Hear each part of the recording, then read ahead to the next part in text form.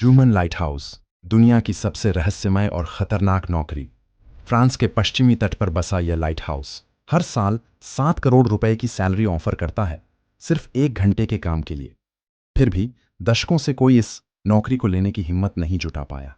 भयानक तूफान, रहस्यमयी आवाजें और गायब होते कीपर। आखिर ह्यूमन लाइट हाउस का राज क्या है? आइए इस डरावने रहस्य से पर्दा उठाते हैं।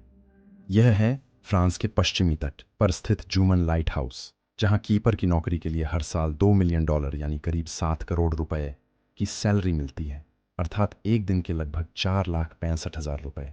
इस नौकरी में न तो कोई मालिक होता है, न ही कोई नजर रखने वाला। काम सिर्फ 1 घंटे का है और बाकी 23 घंटे आप आराम कर सकते हैं, फिल्में देख सकते हैं, मछली पकड़ सकते हैं या छत पर तारे देख सकते हैं। बस एक बात का ध्यान रखना है कि लाइट हाउस की रोशनी कभी बंद ना हो। सुनने में ये दुनिया की सबसे बेहतरीन नौकरी लग सकती है, लेकिन फिर भी पिछले कई दशकों से किसी ने ह्यूमन लाइट हाउस पर नौकरी करने की हिम्मत नहीं दिखाई। आखिर ऐसा क्यों? क्यों ह्यूमन लाइट हाउस को दुनिया का सबसे खतरनाक और रहस्यमय लाइट हाउस माना जाता है? और लाइट हाउस की खोज कैसे हुई थी, जहां कीपर की नौकरी को दुनिया की सबसे मुश्किल नौकरियों में से एक माना जाता है? आइए इन रहस्यों से पर्दा उठाते हैं।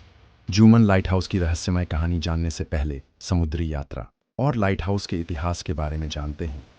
करीब 10,000 साल पहले नाव की खोज हुई थी। समय के साथ सामान ढोने के लिए बड़ी बड़ी शिप्स बनाई गईं।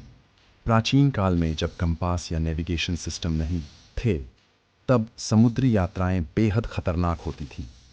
अंधेरी रातों या खराब मौसम में नाविकों को किनारे का अंदाज़ा लगाना मुश्किल हो जाता था, जिसके कारण उनकी नावें चट्टानों से टकराकर डूब जाती थीं और हजारों लोग समुद्र में अपनी जान गंवा देते थे।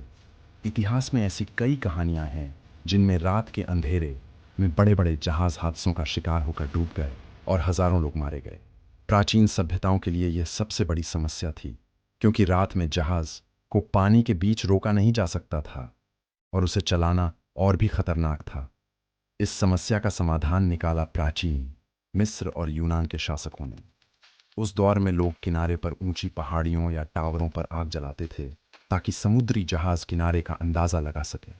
लेकिन जहां ऊंचे पहाड़ नहीं थे, वहां हादसे आम थे। इसलिए अलेक्जेंड्रिया के राजा ने ग्रीक आर्किटेक्ट सोस्त्रातुस ऑफ क्निडोस से मदद मांगी। 280 ईसा पूर्व में उन्होंने दुनिया का पहला लाइट हाउस बनाया, जिसे फारोस ऑफ अलेक्जेंड्रिया के नाम से जाना जाता है।